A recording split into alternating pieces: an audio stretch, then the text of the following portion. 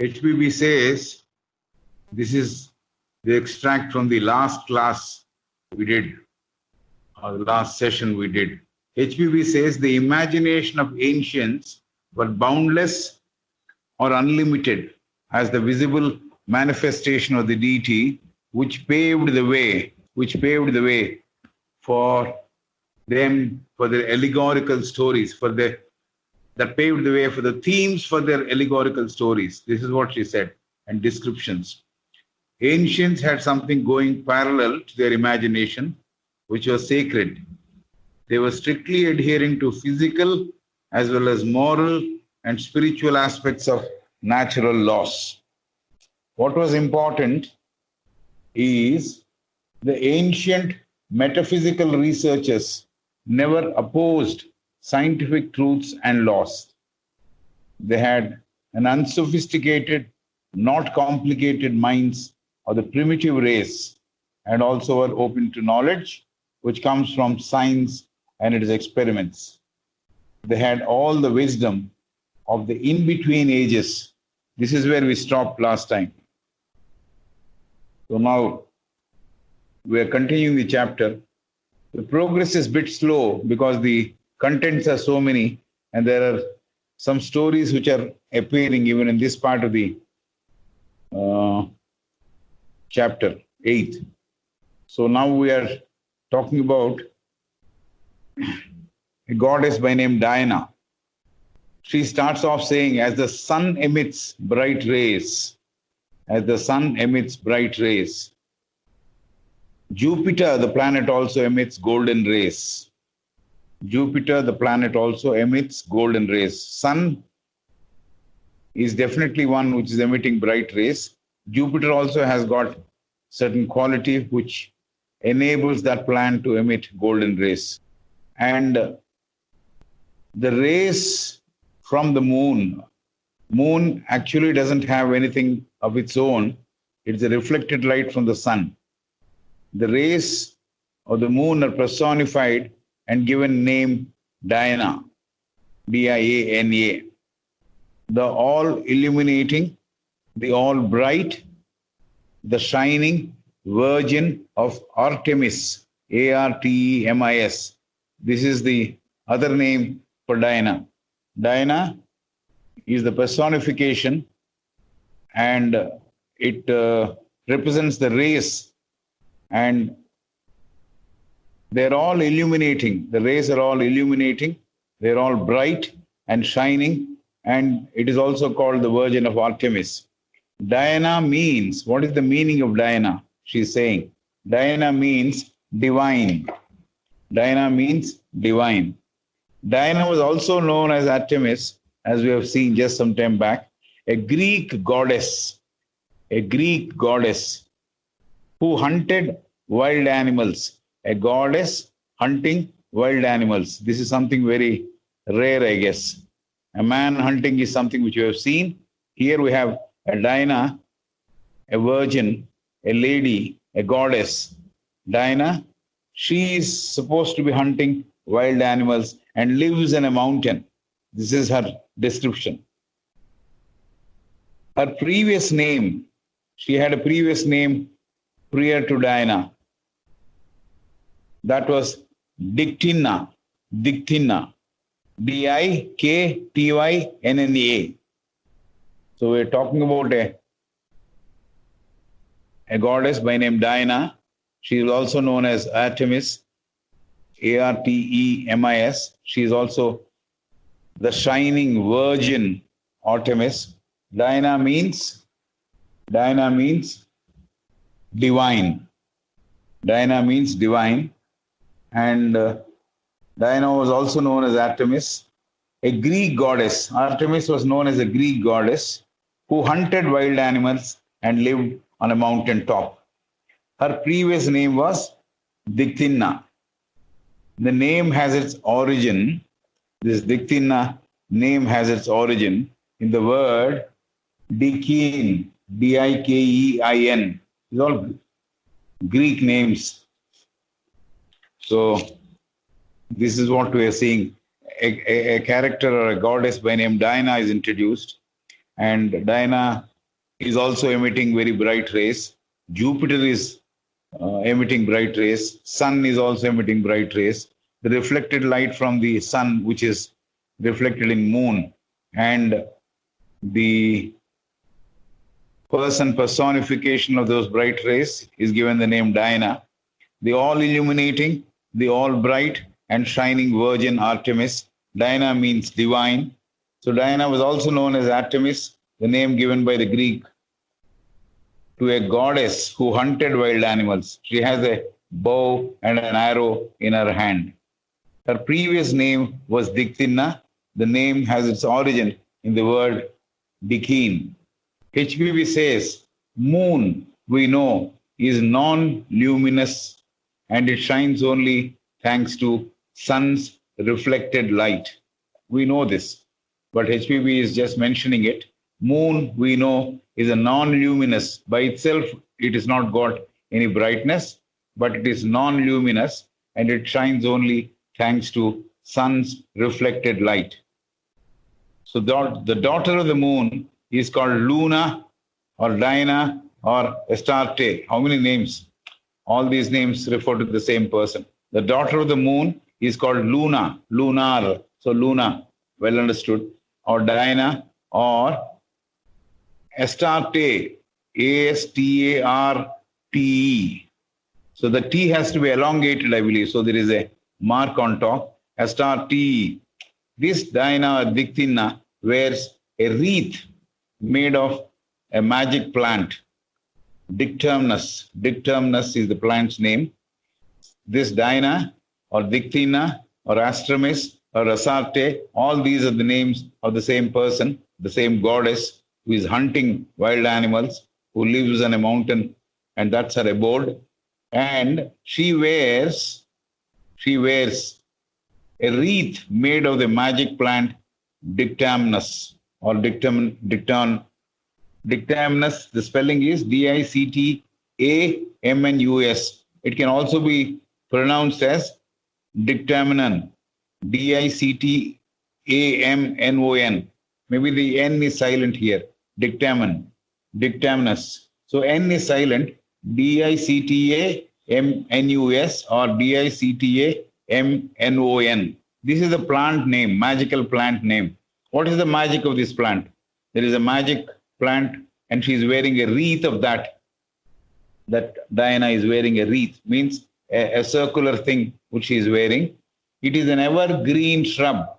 This magic plant, what is it? It is an evergreen shrub. It never fades or withers with the season. So it never fades or withers with the season. It's always green. That is the magic about it. So this is the magic plant which Diana is wearing as a wreath. It is an evergreen shrub. It never fades or withers with the season. The contact of that shrub, if someone touches that shrub, that causes somnambulism. If somebody touches that shrub means a small plant-like thing. It's not a big plant or big tree. It is a shrub. The shrub causes, somebody touches that, somebody gets into contact with the shrub, it causes somnambulism, meaning sleepwalking. This is the quality of this particular shrub. A magic plant, she said, Dictymnus or Dictamnon. And the magic of that is it is always green, it never fades or withers. And the contact if somebody has with that shrub, it causes somnambulism or sleepwalking. That is what those people will.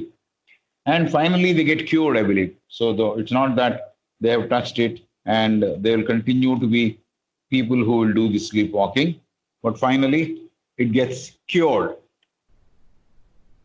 And she is also known as the goddess of chastity. She is also known as the goddess of chastity and presides over births. Whenever a child is coming out the womb of a mother, she presides over that particular time.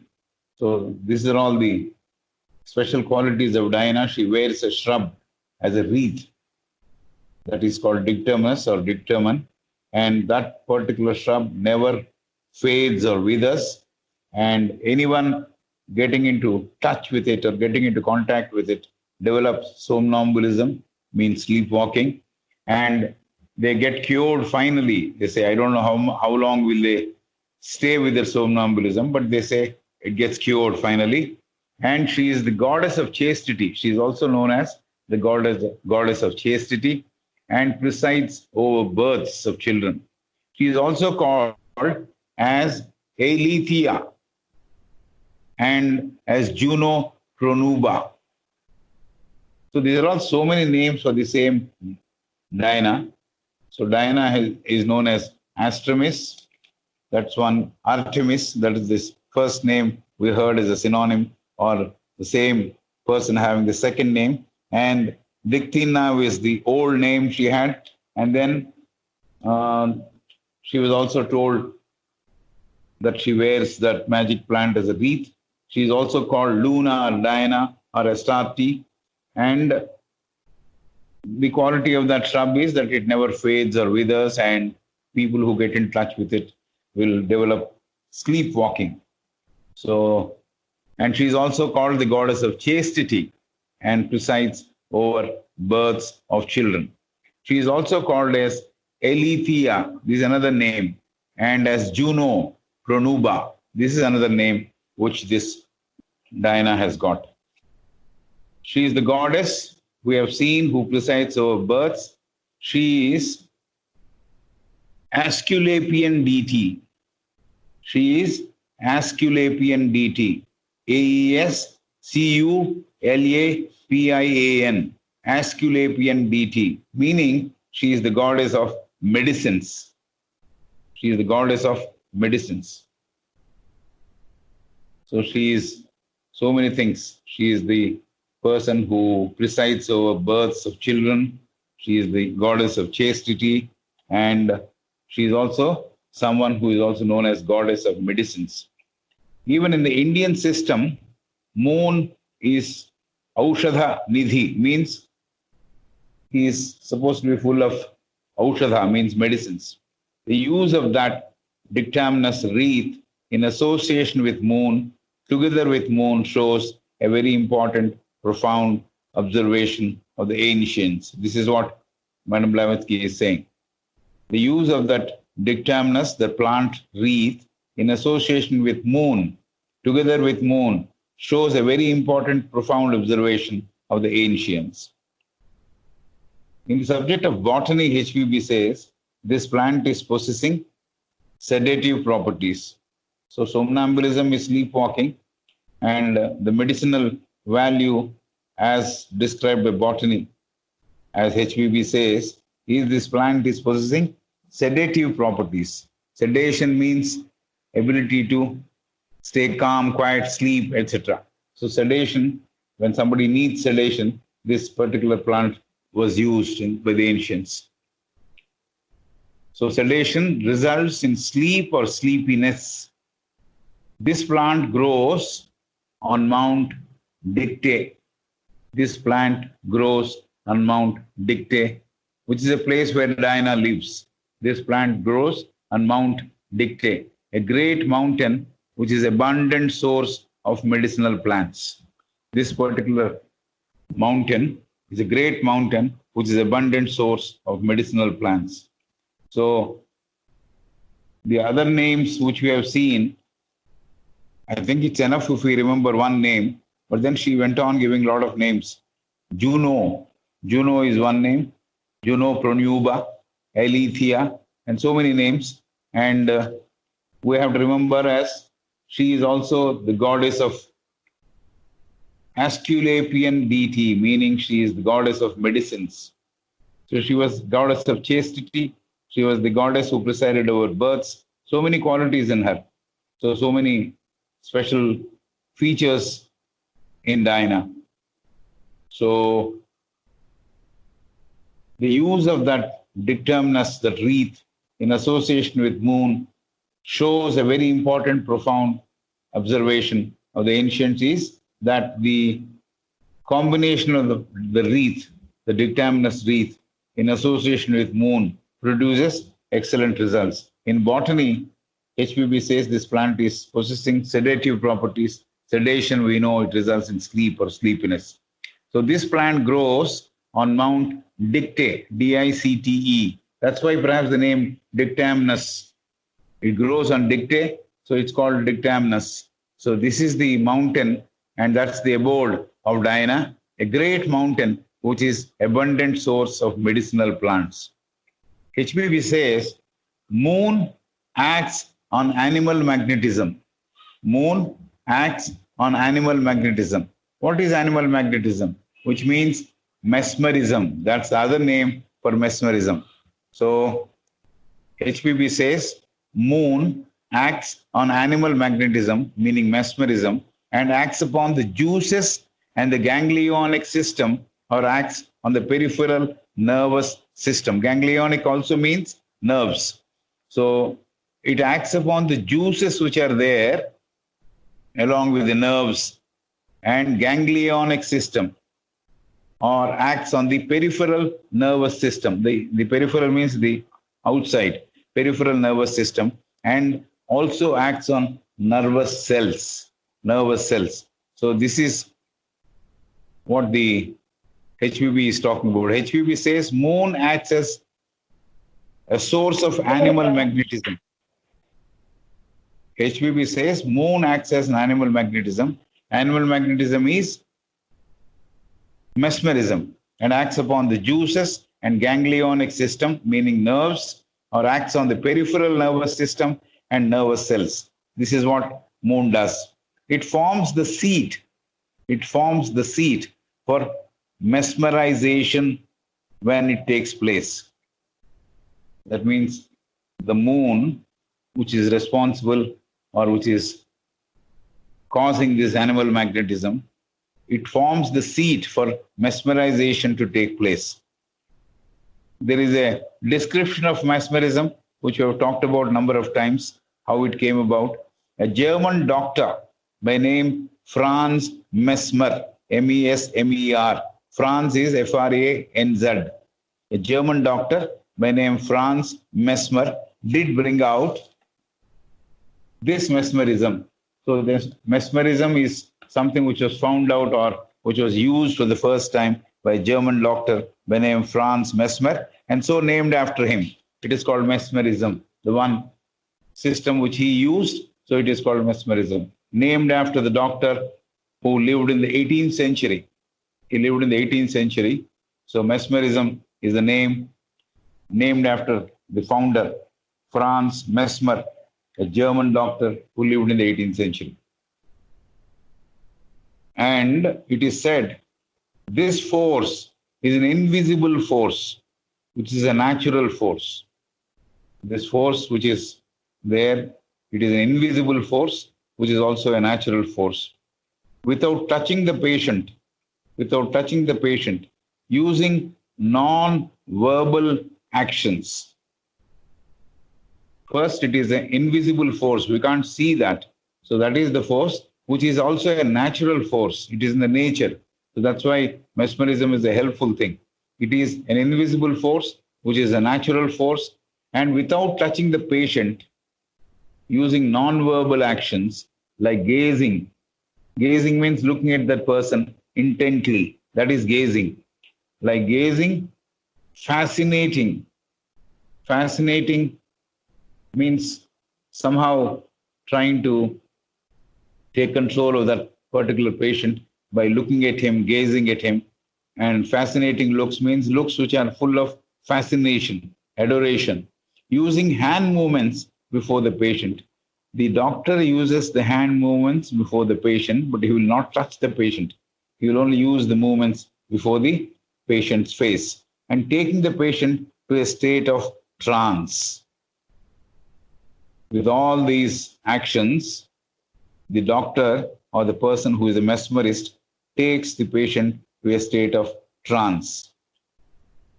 And it affects the body's energy field. It affects the body's energy field. And this is called an invisible force. Mesmerism is called an invisible force, and it's a natural force also. It's helpful force. without touching the patient. The mesmerist or the doctor who practices mesmerism will not touch the patient using non-verbal actions. There will be actions, but no words used, like gazing, fascinating looks, using hand movements. Gazing is intent looking at the eyes of the person who is the patient. Fascinating is again another way of looking at the patient. Using hand movements before the face of the patient, using the hand movements before the face of the patient, and taking the patient to a state of trance. So he gets into a state of trance. It affects the body's energy field. So energy field which is there with each body, that is the field which gets the effect of mesmerism. An invisible fluid runs through our nerves and bodies. So we know there are a lot of visible things which are known to us, but what is talked about is an invisible fluid runs through our nerves and bodies. When this fluid and the magnetic field of the body is disturbed, when this fluid, which is invisible, and the magnetic field of the body, when that is disturbed, disease sets in. So how does disease sets in is given here. It affects the body's energy field, mesmerism. An invisible fluid runs through our nerves and bodies. So when this fluid and the magnetic field of the body is disturbed, disease sets in. So we are learning in detail something about mesmerism. We have talked about mesmerism even in the previous chapters, and we know, and it was used for the first time by a German doctor by name Franz Mesmer, and he brought out this system of treating people, and he was living in the 18th century, and it is an invisible force and natural force. And HPV initially said moon acts on animal magnetism. Animal magnetism and mesmerism are one and the same.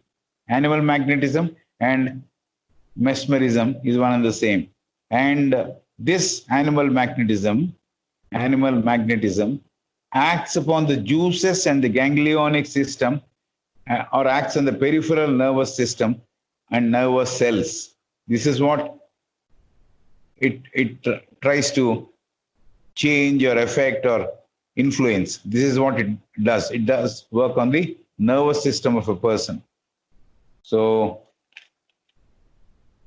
it is an invisible force. This force is not to be seen.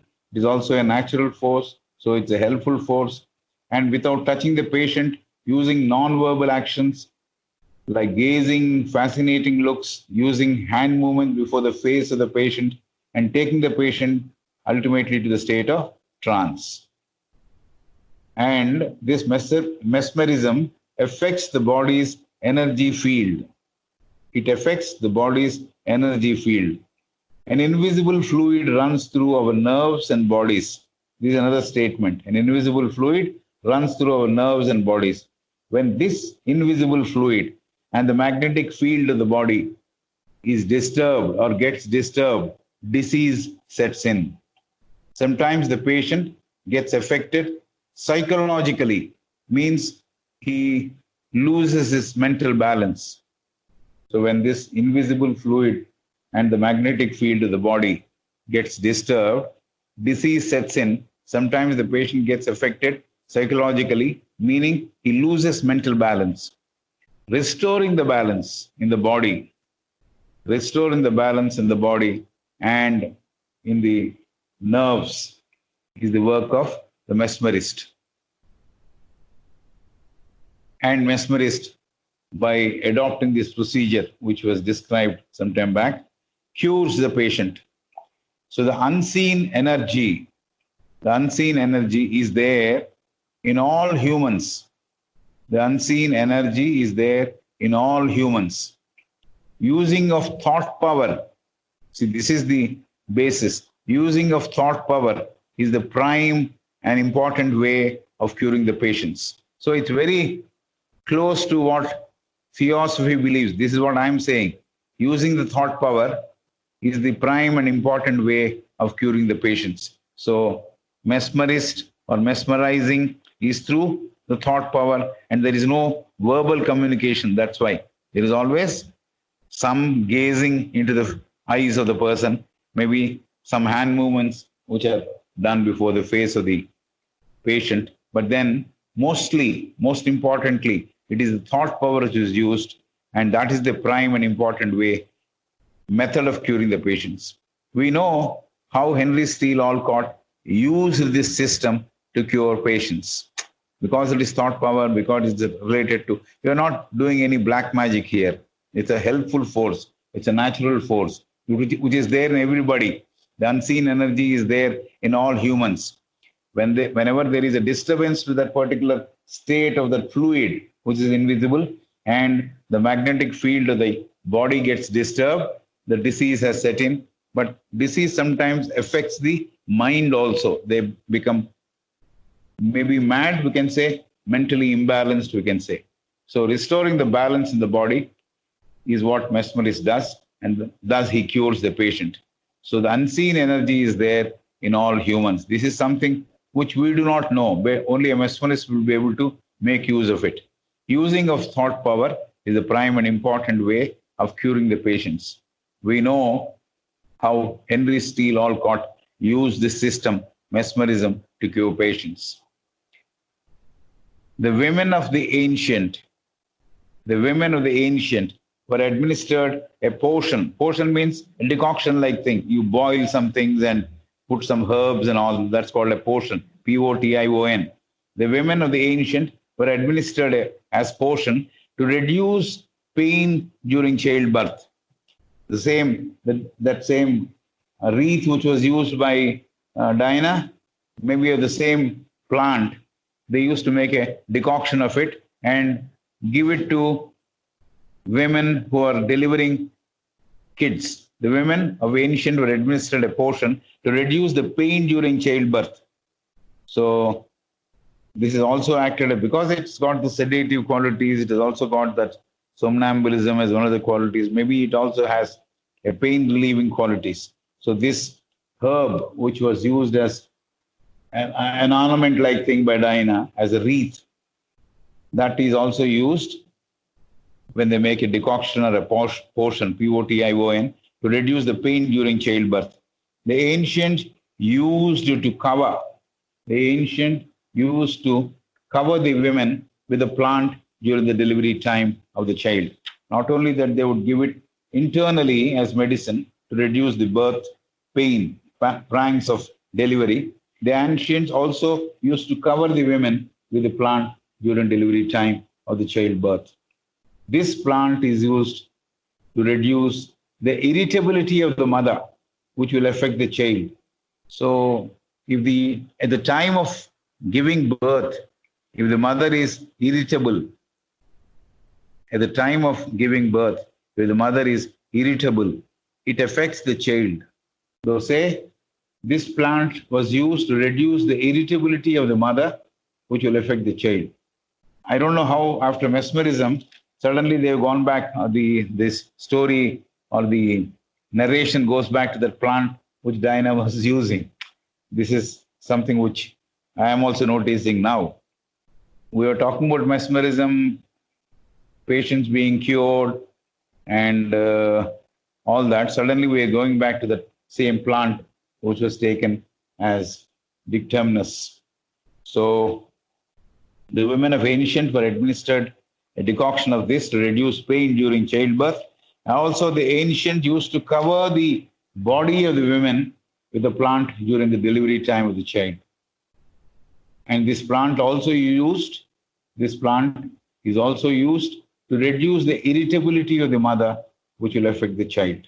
So they say, this is something which I am saying, the quality of the mind, the way the mother would be, takes care of her mental capabilities, that will determine how the child will be.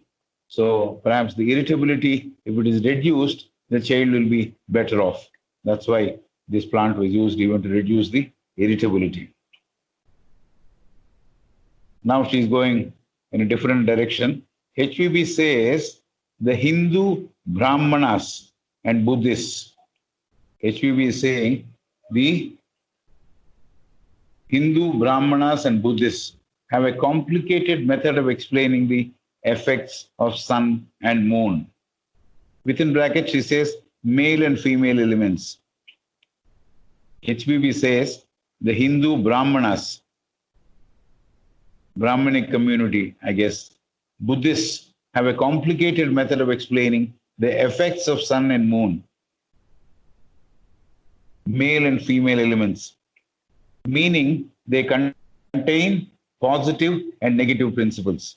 Sun and moon have the positive and negative principles. That's why the planet, sometimes they use the terminology as she. So moon is she and sun is male. This is how we have to understand. HPB says the Hindu Brahmanas and Buddhists have a complicated method of explaining the effects of sun and moon, male and female elements, meaning they contain positive and negative principles, which is the opposite of the influence which is there at the poles, which is opposite of the influence of polarity, meaning what is the influence of the poles, at the poles. This is exactly opposite to that. This is what Madam Blavatsky is making a note of it. The influence of moon on women is well known, says the old authors. She has not given the name of any author, but she says the influence of moon and women is well known, says the old authors of the Hindu system. The moon influences women is what the old authors have said from the Hindu system. This was corroborated by the Ennemoser and Dupotet. They are the two people who, from the West, they have corroborated this theory of the Hindu old authors, saying that the influence of moon on women is well known. That was corroborated by Ennemoser, Ennemoser. That's the name of the person. And Dupotet, Dupotet. This gentleman must be a French gentleman. Ennemoser is another person whose names have been given here by HPB. Dupotet we have seen in the past, but Ennemoser for the first time we're coming across the name. HPB says Buddhists believe and respect the sapphire, the precious stone sapphire. HPB says Buddhists believe and respect the sapphire. The sapphire is one, I believe, which has got a blue color. HPB says Buddhists believe and respect the sapphire, which was sacred to Luna. Luna means goddess of moon, or the person who was born, who was known as Dinah.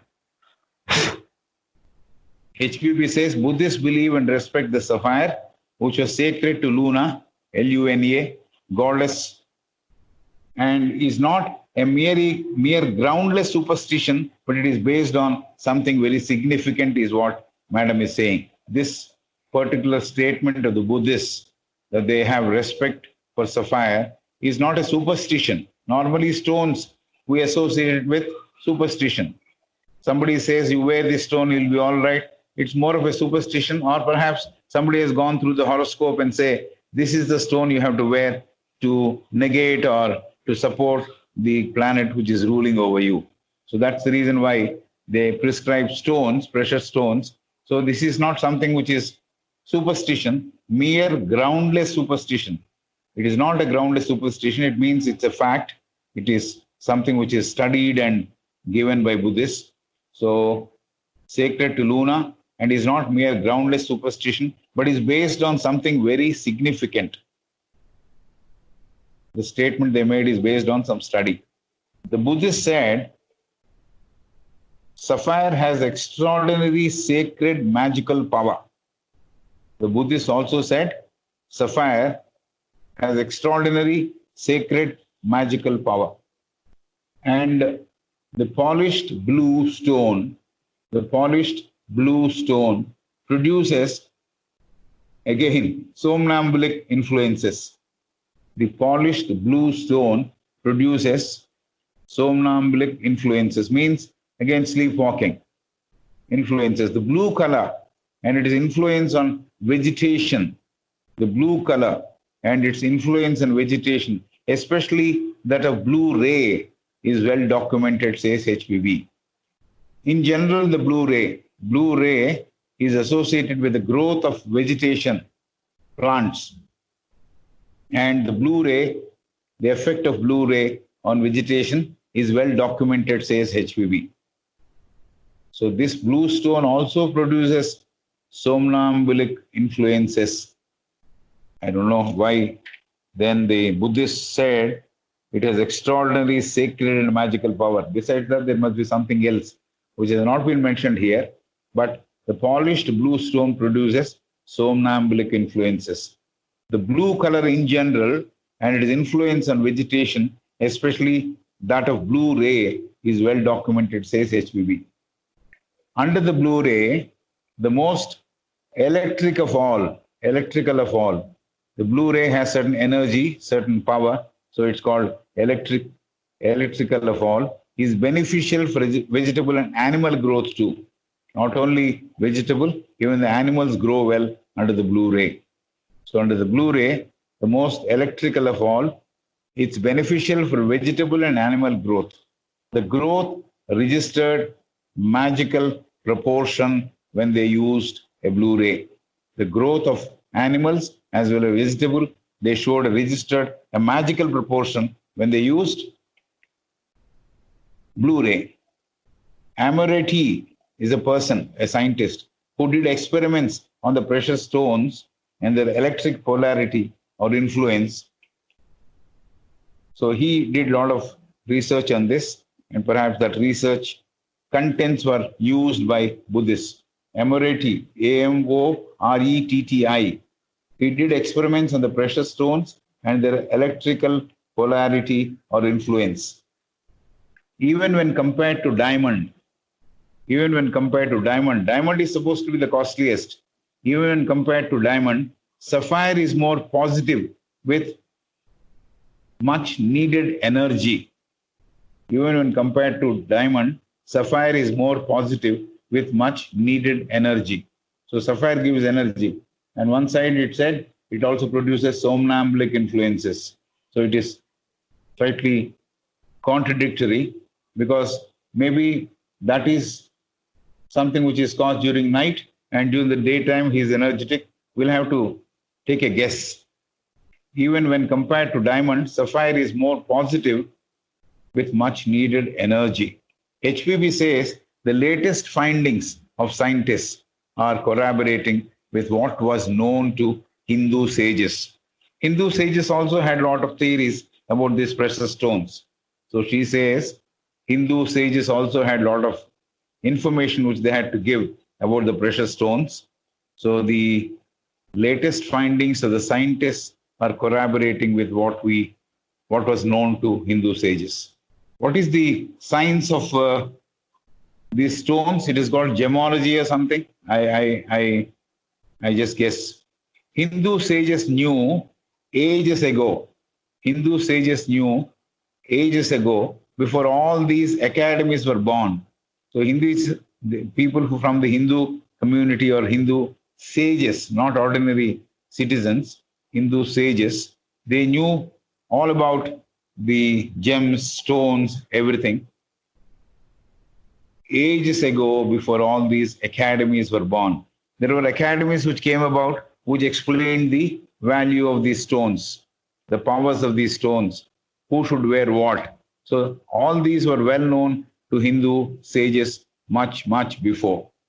So HPB gives a reference now to a story which is allegorical.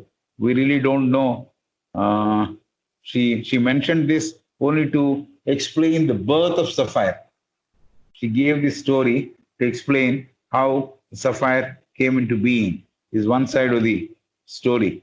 So HPB gives the reference of Aitareya Brahmanam, Aitareya Upanishad or Aitareya Brahmanam. This is the story she gives from. the old literature of Hindu philosophy, and explains the birth of a sapphire stone.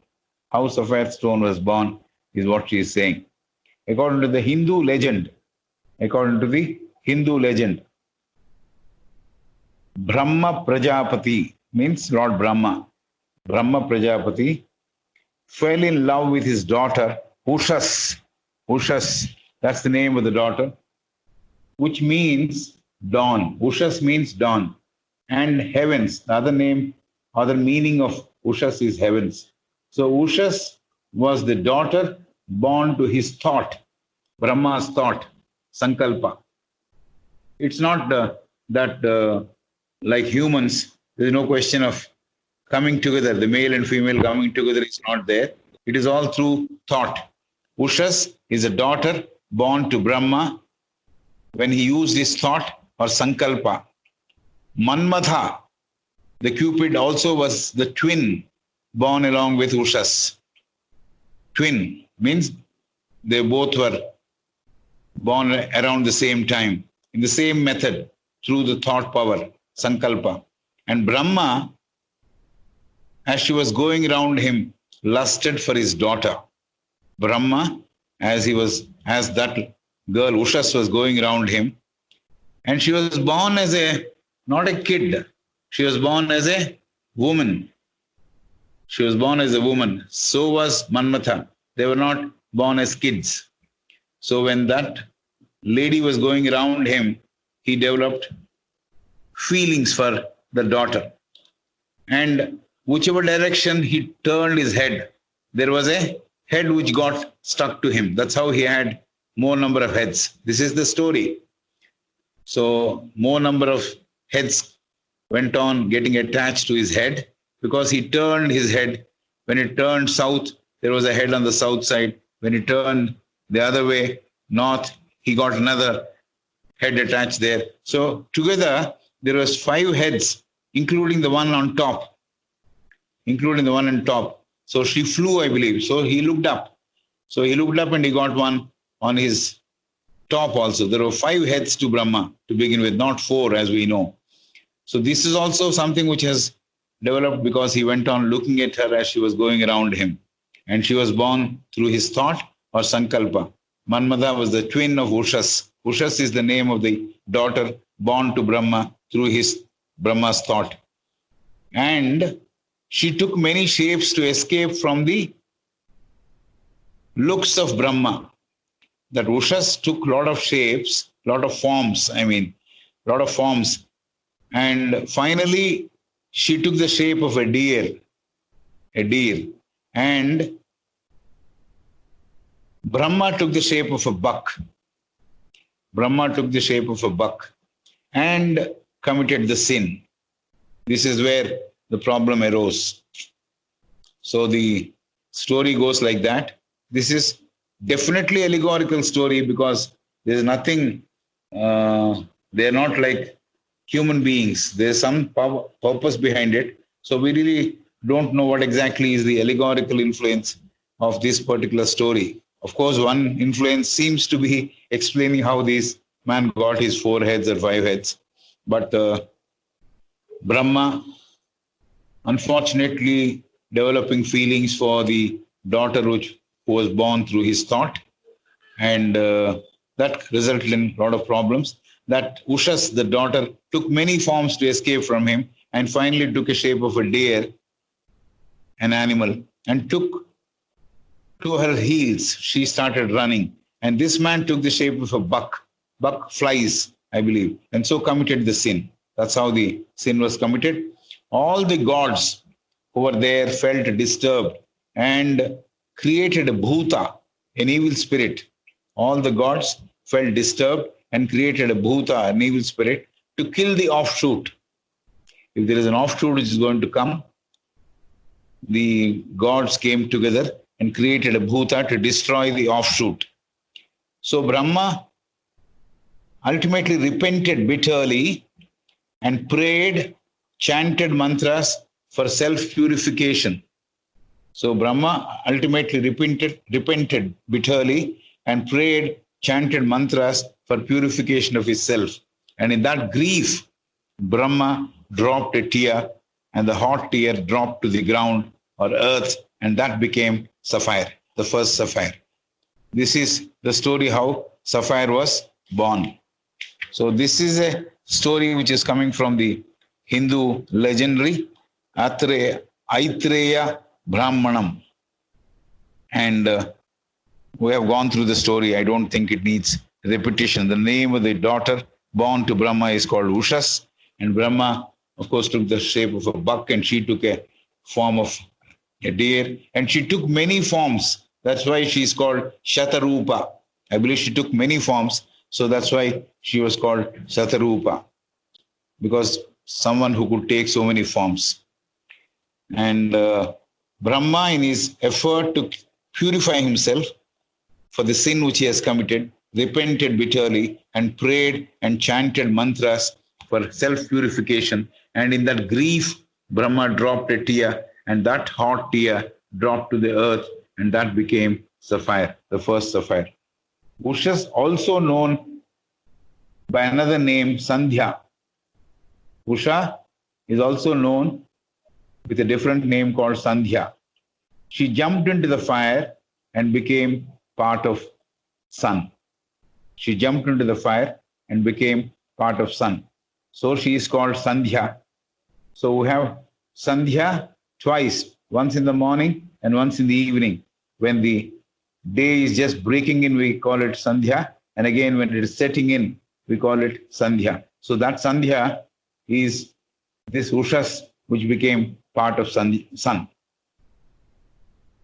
Because she took so many forms, I described this. She was also called Shatarupa. In the next incarnation, because she went and joined sun by sacrificing her life, so she was also not happy with the life, what happened. So sacrificed her life. And in the next incarnation, thanks to the boon given by Lord Shiva, he gave a boon that she will grow from childhood to the adulthood. That's the boon she got. And she was born to a sage, Maithini. That's the name of the father of the girl where she was born. And she was named Arundhati. And ultimately she became the wife of sage Vashishta. So Arundhati is a very popular name. Hindu marriage ritual also is there, where they look at the star Arundhati. So Arundhati is wife of sage Vasishta. So the same Ushas became Arundhati in the next incarnation. This is the story. This is the story of how the first sapphire took its shape. And I believe Shiva removed the fifth head from the Brahma's possession or Brahma's body. So Shiva was also angry with him. So Shiva removed the fifth head. So he is now left with 4 heads. The 4 heads have been left so that he should supervise what is happening on the 4 sides. There is no creation which he does on the celestial field, but all the rest of the places he does creation. So all this creation he has to have an overseeing look. That's why the 4 have been left back. 4 heads have been left behind or left with Brahma. This is the story, and there must be a symbolical or allegorical meaning, so which we'll try to find out, but right now it's not available, it's not there in the book. HBB says half sacred, half popular legend. This is what she says, this half sacred, because there is something which is not so sacred mentioned here. So she says, HBB says, the half sacred and the half popular legend shows the Hindus knew which is the electric of prismatic colors, which is the most powerful of the prismatic colors. So this is what she's saying. Okay, now the Greek people are setting in. The Orpheus, the Pythagoras, the Apollonius of Tyana talked about precious stones. Apollonius belonged to a place called Tyana. Orpheus, Pythagoras, Apollonius. Maybe they use the name of the place along with it, maybe because there is another Apollonius. So to distinguish, maybe they have used like this. Wherever we come across this name Apollonius, this Tyana, the place is also is given, Tyana. Orpheus, Pythagoras. Orpheus, we know, the previous chapter we know, he is the god of music and so many things. So God, Orpheus, Pythagoras, Apollonius of Tyana talked about precious stones and their power. Apollonius used to change his rings with precious stones every day. Apollonius Tyana used to change his rings which he would wear on his hand. He would change it every day, which had precious stones according to the laws of astrology. So this is what Apollonius used to do, and his disciples also perhaps copied it. Apollonius Tyana used to change his rings with precious stones every day according to the laws of astrology. HPB says Buddhists assert, means say it very firmly, believe strongly that sapphire produces peace of mind. Somnambulism is one thing, and then somebody else said it has another power, the great power, much needed positive energy is there. And now the Buddhists believe sapphire produces peace of mind, equanimity, and chases means throws away all evil thoughts. This is what sapphire does. This is what Buddhists believe. It produces peace of mind, equanimity, and chases all evil thoughts and establishes healthy influences in man. So it's good to wear sapphire, I guess. I don't know. This is what, going by the description, I'm saying. Sapphire produces peace of mind, it develops equanimity in man, and chases away all evil thoughts and establishes healthy influence in man. Buddhists also believe, says HPB, that sapphire, wearing that, will open barred doors, means doors which are closed. HPB also says wearing a sapphire will open the barred doors which are closed, and dwellings, and it affects the spirit in man. So whatever is to be explored by man using his mind, all those influences will happen to him when the doors of his heart, they get opened up. It affects the spirit in man. It produces the desire for prayer and brings peace than any other gem. Very good. So it chases away all evil thoughts. It gives a lot of peace and equanimity and establishes healthy influence in man. Buddhists also believe, says HPB, that sapphire wearing a sapphire, that will open closed doors and dwellings and improves the spirit in man, affects the spirit in man, means improves the spirit in man. It produces a desire for prayer and brings peace than any other gem or stone.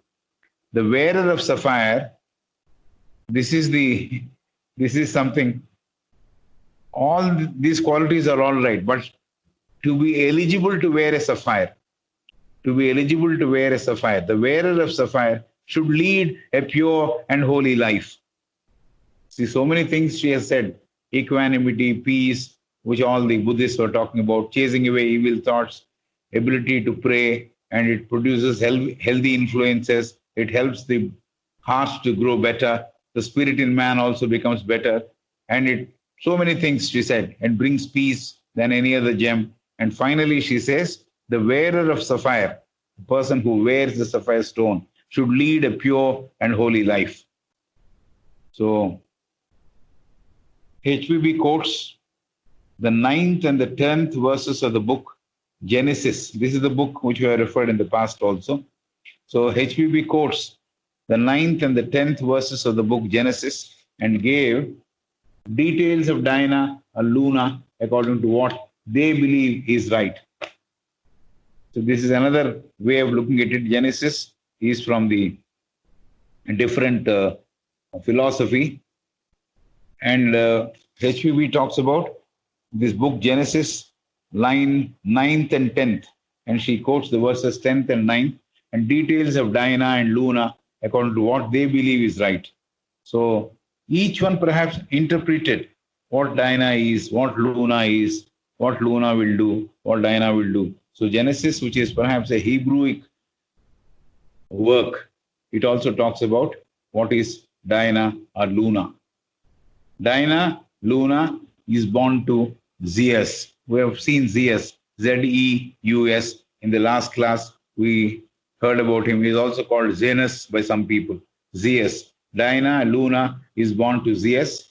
And Prosperina, Proserpina, Proserpina, that's the name of the female. Zeus is the male.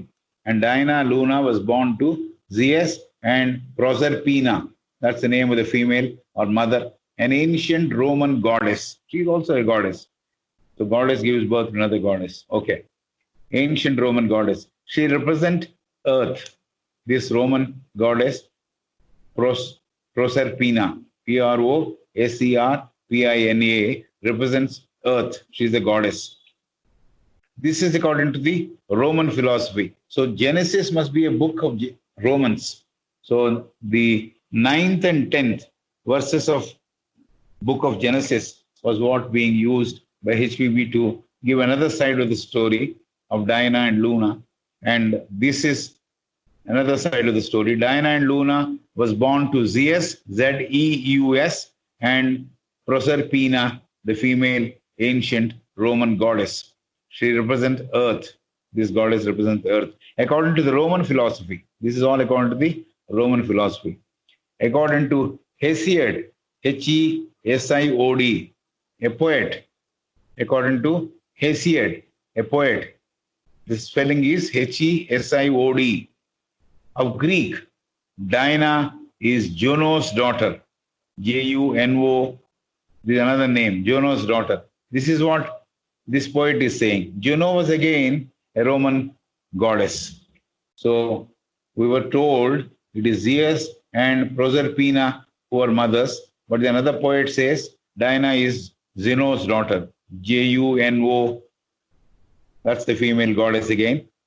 Juno and Jupiter, whose daughter was Diana, was the troubleshooter. Jupiter and Juno were married to each other, and Diana was the troubleshooter, meaning if there is a difficulty between them, between Jupiter and Juno to lead proper marital life, it was Diana who acted as the troubleshooter, meaning that she brought down the troubles, brought in understanding between those two. So she was the troubleshooter between the parents. That's something very significant. So this is another side of the story. Juno and Jupiter, whose daughter was Diana, was the troubleshooter between the parents. When Juno and Jupiter lived ever happily due to the prayers by and the then Babylonian and Magi astrologers. So I believe because they always used to have a fight, Juno and Jupiter, the Babylonian Magi is much older to Christianity. Magi community is much older to Christianity. Those astrologers belong to Babylonian origin, and Magi origin astrologers, they prayed a lot. They did a lot of prayers. And so Juno and Jupiter lived ever happily after that, after the prayers. So Diana went back to live on the mountain. She is belonging to the mountain. She stays in the mountain. She hunts the wild animals, and all that is what we read even in the other side of the story. So Diana went back to live on the mountains once parents started living very happily. So HPB, having given these different stories, the stories which happened in the Hindu system, the Greek system, and then the other one which was propounded by some other philosophy, HPB, having given these different stories from the different sources, says the fables or stories give different facets of the moon. So it's all talking about the moon. HPB, having given these different stories from the different sources, says, she's saying the fables or stories give different facets, means different aspects of the moon. We on Earth don't get to see one half of our satellite. We don't get to see one half of our satellite. We don't get to see. Okay, the sun, moon, and earth. The moon, the sun, the moon, and earth are ever changing their positions. This is what Madam is saying. The sun, the moon, and the earth are always changing, ever changing the positions constantly while they are still related to each other. They're related to each other, but they keep changing the places. This is something which HPB is saying. When the new moon comes, there is a change of weather, sometimes producing gutsy winds and storms. So when new moon is setting in or new moon comes, there is a change of weather, sometimes producing gutsy winds and storms. So that's the result of new moon. And this suggests that earth and sun are not vibing well, not relating to each other well. This suggests that earth and sun are not vibing well. When sun is concealed by the thundering clouds, we have to understand not all is well between earth and sun. See, the clouds are there and sun is hiding behind the clouds. So that means, that's what this interpretation goes. When sun is concealed by the thundering clouds, rain-bearing clouds, we have to understand not all is well between earth and sun. The relationship is there, the constant relationship is there, they're changing positions, what they said. But relationship sometimes soars. Maybe they're not always happy. We have to understand not all is well between earth and sun. So during the time of thundering clouds when the sun is concealed. Okay. During the new moon, again talking about the moon is not visible to us on earth. During the new moon, the moon is not visible to us on earth. A small crescent appears to suggest that earth and sun have reconciled. So when there is a lot of strife between sun and earth, nothing appears, nothing is there to see. But the small crescent, small portion of moon appears to suggest that earth and sun have reconciled. So the light on the moon, we normally think light on the moon is from the sun.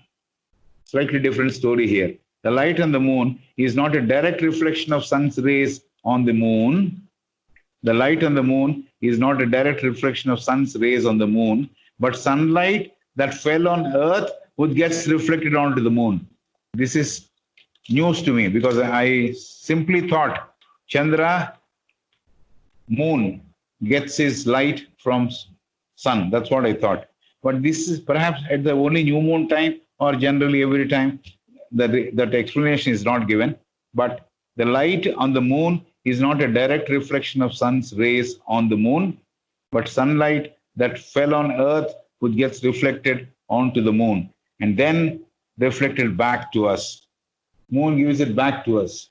So first, sun gives it to earth. The reflected light from the earth goes on to the moon, and the moon gives it back to the earth. So this is the story. Professor Balfour Stewart.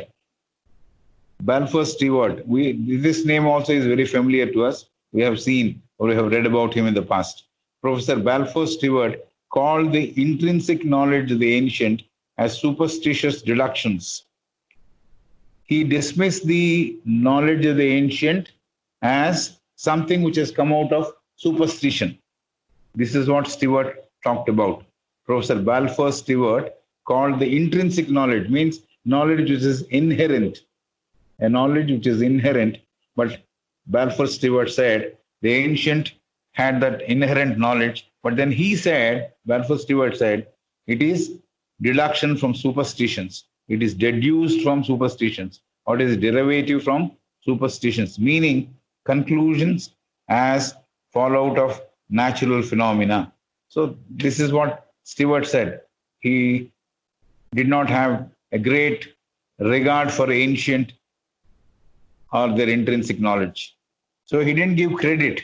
He didn't give credit to ancients. Ancients talked about certain spots on the sun's surface. I don't know how they saw. Ancients talked about certain spots on the sun's surface. HPB says, if the modern science proves, Ancients talked about it, mind you. Ancients talked about certain spots on the sun's surface. HPP says if the modern science proves, yes, really the sun has these spots on its surface, even after 500 years, if the time taken by the scientists, even after 500 years from now, it will prove that Professor Balfour Stewart and disciples as shallow philosophers or shallow scientists.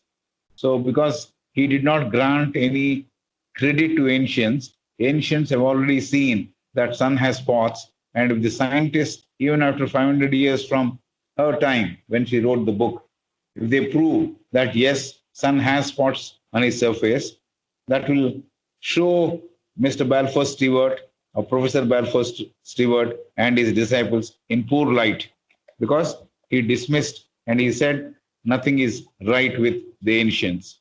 The modern science will condescend, will prove itself superior than Professor Balfour Stewart.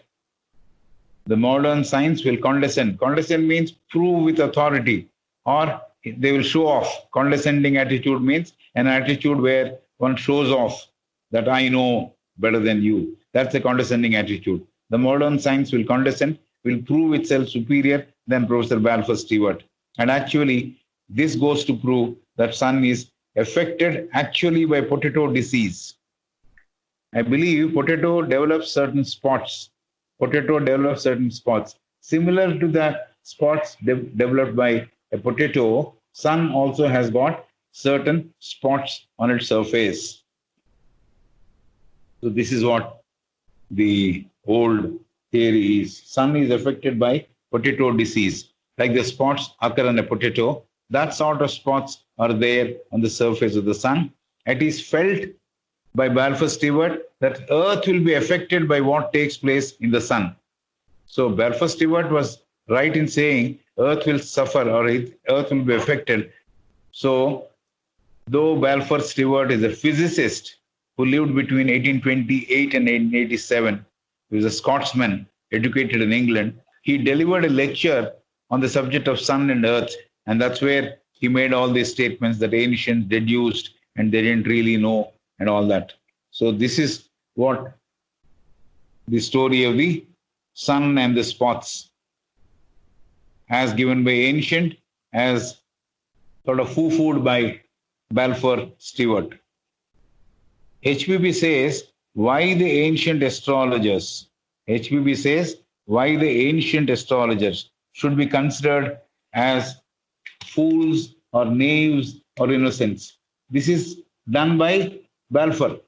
Balfour Stewart called them innocent or fools or knave. Knave is another name for innocent. Knaves. So there is no reason why he called them that, says HPP. There is good relationship between natural and judiciary astrology. There is a good relationship between natural and judiciary astrology. Astrology done with a lot of judgment, and natural astrology. Just the same way, physiology and psychology are related. Body and mind are related. They have the same relationship. Similarly, the natural astrology and judiciary astrology are related to each other. This is what Madam is saying. And there is a relationship, she also said, between the physical life and the moral life. Physical life should be governed by the moral principles. So she says physical life and moral life are related. Body and mind are related. And the physiology, that is the body science, and psychology, the mental science or the science of the mind, are related. And similarly, the natural astrology and judiciary astrology are related to each other. Good old days, science and religion went hand in hand. Good old days, science and religion went hand in hand. They were never meant to be opposing each other. Science, religion, or philosophy, or three branches of knowledge, were never meant to be used as one force against the other. So she says, good old days, science and religion went hand in hand, and the idea of God was inseparable. From the scientists also, they believed in the concept, says HPP. Good old days, science old days. It's not now, I do not know what they talk about because they have got various theories. Good old days, science and religion went hand in hand, and the idea of God was inseparable from them. Both believed in the same concept. That is, scientists and religionists believed in the same concept. HPB says that in the present century, not even 1 out of 10,000 know these facts. In the present century, HPB says no one knows. That means almost 1 out of 10,000 perhaps know the facts. What are these facts she's talking about? She's giving certain information which we can just note down or make a mental note. Planet Uranus is next to Saturn, and to revolve round the sun, it takes 84 years. Planet Uranus is next to Saturn, and to revolve around the sun, it takes 84 years. This is one of the facts let out. And Saturn is next to Jupiter and takes 29 and a half years to revolve around the sun and complete its orbit, while Jupiter takes 12 years to make an orbit. So this is certain facts which he has talked about, the movements of the planets. Planet Uranus is next to Saturn, and to revolve around the sun, it takes 84 years. And Saturn is next to Jupiter and takes 29 and a half years to go around the sun and complete its orbit, while Jupiter takes 12 years. So uneducated ancients of Babylon and Greece said Uranus was the father of Saturn. The uneducated ancients, not people who are educated, but they perhaps thought with intuition and things like that. So uneducated ancients of Babylon and Greece said Uranus was the father of Saturn. Saturn, that of Jupiter, and Uranus was discovered by the Europeans in the year 1781. Uranus was the father of Saturn, Saturn, that of Jupiter. So they are father and son like. And Uranus was discovered by the Europeans in the year 1781. So this is what the ancients revealed all this in their lifetime. So this is how the story ends for this week or for this session. So this is the facts which we have mentioned. It had a lot of information regarding moon, Diana, and the bright rays of Jupiter, and how Diana was known by various names and what it does, and the strange magical plant which she used to wear as a wreath, and so many facts, and that Hindu half sacred, half legendary story, and so many things we have heard of the old history or old stories. So